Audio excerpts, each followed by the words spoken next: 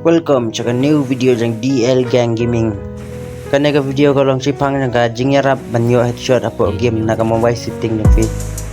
So bahasa saya rap share, like, subscribe juga nih video. Batangnya nih setting rokim trik kamera via pair tadi video jangan bang ikai drag efisien ane ngai ban set kumno ban drag kumno ban penbaik sensitivity via page gitu video ko berkhat aju ko por videos kamot kan trik kamera bar khat setting via juga por kat headshot yang pi nih no kan trik kamera mah.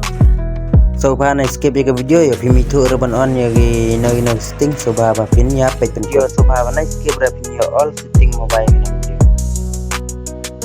kong pilak banyak nak setting la Jong ning kong pilak ban wat yang nak my phone na about phone bisa alam dan my phone na about phone the what you bill number na bill number klik na posten hadu dap to on developer bisa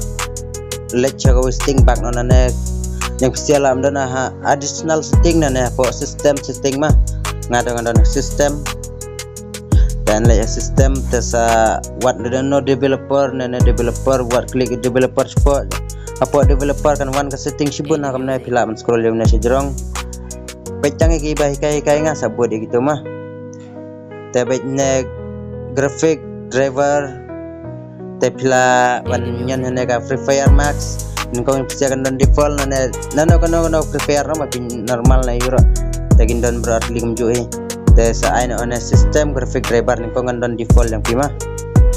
te dem tu sabak no na setting ro dah pila debak untuk pat scroll bang support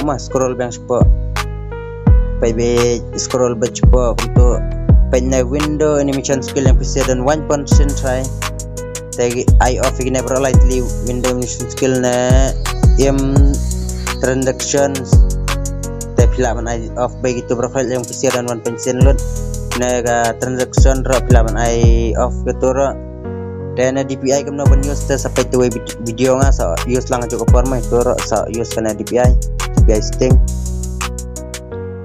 to scroll bang support PE ne 4x MSAA pilaban on ne max double A kamut kan high ka graphic jang P ban touch response kan speed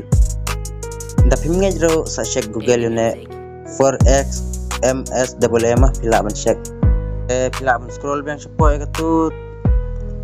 pin in background process limit yana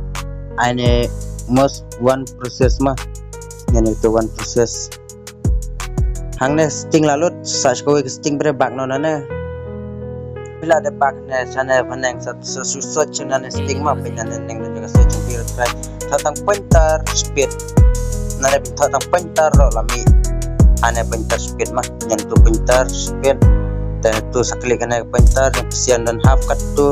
sebab pinai full kan yarap headshot by P kan anak setting tanah setting mobile kan yarap headshot by P nya gameplay yang prima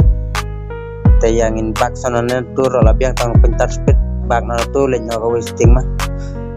layak poka display setting display tayane bila i try screen refresh rate na yang kesian lah bandon auto